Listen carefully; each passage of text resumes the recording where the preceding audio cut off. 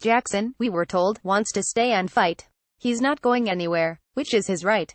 But his nomination is almost certainly already dead, whether or not Jackson chooses to acknowledge it. Point 1. Even before these allegations about Jackson's past behavior came to light, there was deep, wide and bipartisan skepticism about Jackson's qualifications to do the job. Going from White House physician to running the massive, and massively dysfunctional, bureaucracy at the VA was seen as bridge way too far by many senators, who were caught by surprise by Jackson's selection and who worried privately that Trump had picked him solely because the two men had a personal rapport. There's a lack of experience, Trump acknowledged regarding Jackson on Tuesday. Point 2. The allegations against Jackson aren't the sort you recover from. Like it or not, the idea that Jackson, according to Montana Democratic Sen, Jon Tester, had the nickname, the Candyman, for his willingness to dole out prescription sleeping drugs on overseas flights will stick. And the image, as reported by CNN, of an intoxicated Jackson banging on the hotel room door of female employee is one that will linger, and rightly so, in the public's consciousness. 3. These allegations are not flimsily sourced and do not appear to be the score-settling grievances of a single former employee. Tester, the ranking Democrat on the Senate Veterans Affairs Committee, told CNN's Anderson Cooper Tuesday night that the committee had spoken with 20 current and former members of the military who had worked with Jackson.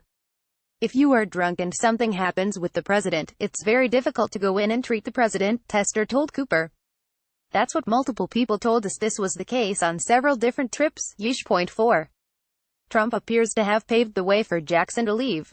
In a joint news conference with French President Emmanuel Macron on Tuesday, Trump praised Jackson as a fine man, but he then went on and on about how he had talked to Jackson and told him that it would be okay if the White House doctor decided that all of the negative attention and stress wasn't worth it, and withdrew his nomination. I told Admiral Jackson just a little while ago, what do you need this for? This is a vicious group of people, said Trump. What do you need it for? He added. If I were him, I wouldn't do it. If that's not an invitation to walk away, I don't know what is. Point 5.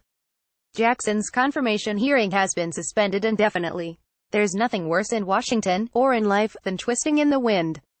An indefinite suspension of the confirmation hearing means that there is now oodles of time for Jackson to be picked apart. The revelations about his drinking and his doling out of prescription drugs broke on Tuesday night. There could be a lot more Tuesday nights if Jackson continues to try to stick this out.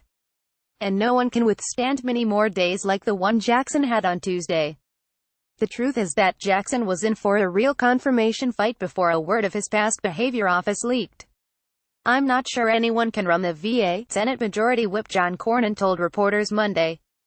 It's so big, it's one of the biggest bureaucracies in the federal government. That's not exactly a ringing endorsement of Jackson, or Trump.